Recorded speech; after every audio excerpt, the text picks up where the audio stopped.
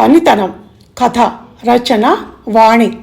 గౌరవ్ సిటీలో ఒక పెద్ద బ్యాంకుకి సీఈఓ, పెద్ద అధికార హోదాలో ఉన్న ఉద్యోగి. గౌరవ్ తెలివితేటలు, పనితనం, అమోఘమైన చాకచక్యం, వీటి వల్ల బ్యాంక్ ఎంతో అభివృద్ధి చెందింది. ఒక్క చేతితో చక్రం తిప్పుతూ తను స్ట్రిక్ట్గా ఉండి కింది అధికారులకు, ఉద్యోగులకు సలహాలు, సూచనలు ఇస్తూ అందరితో ఖచ్చితంగా పనిచేసేలా చేస్తూ ఉంటాడు. దానివల్ల అందరూ ఆయన పేరు చెప్తేనే భయంతో వణికిపోతుంటారు. నిజమే, పై అధికారి అలా ఉంటేనే కింది ఉద్యోగులు మాట వింటారు. పనులు సజావుగా జరిగి వ్యవస్థ అభివృద్ధి చెందుతుంది. గౌరవ్లోని ఆ సామర్థ్యానికి కారణం అతనిలో తన ఇంటెలిజెన్స్ మీద తనకున్న పూర్తి ఆత్మవిశ్వాసమే. అదే ఆయన్ని తలెత్తుకొని తిరుగుతూ ధాటిగా పనులు చేయించేలా చేస్తోంది.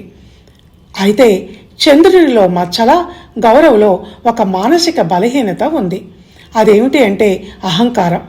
ఆత్మవిశ్వాసం ఒక్కోసారి అహంకారంగా మారి కఠినంగా విధులు నిర్వర్తించేలా చేసి ఎదుటివాడను లక్ష్యపెట్టని ధోరణికి అతన్ని చేరుస్తూ ఉంటుంది.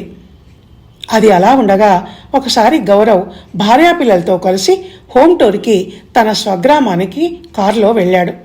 అది ఒక మారుమూల కుగ్రామం కావటంతో మా ఊరి అబ్బాయి పెద్ద హోదాలో కారులో మా ఊరు వస్తున్నాడని మురిసిపోయారు ఊరి జనం. తల్లిదండ్రులు, తోబుట్టువులు సైతం గర్వపడిపోయారు.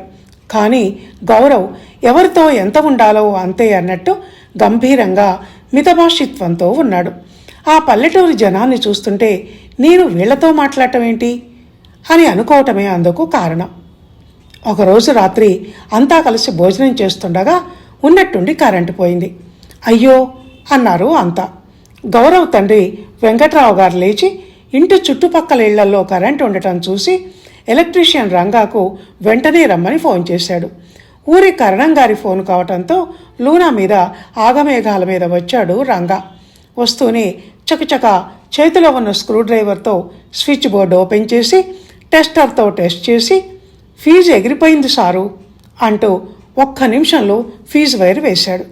వేగంగా ఆ పనులు చేస్తున్న రంగా వంక అలాగే చూస్తుండిపోయాడు గౌరవ్. ఆ పని వేగం, ఆ పని పట్ల అతనిలో ఉన్న కాన్ఫిడెన్స్ని తెలియచేస్తోంది. నేను ఓ పెద్ద బ్యాంకులో సీఈఓని, అయినా నాకు ఫీజు వైర్ వేయటం కూడా చేత కాదు. ఎవరి పనితనం వాళ్ళదే కదా, ఎవరి పని వాళ్లకు గర్వకారణం కూడా అనుకున్నాడు గౌరవ్. అప్పుడే గర్వభంగమై జ్ఞానోదయం అయినట్టు. ధన్యవాదాలు.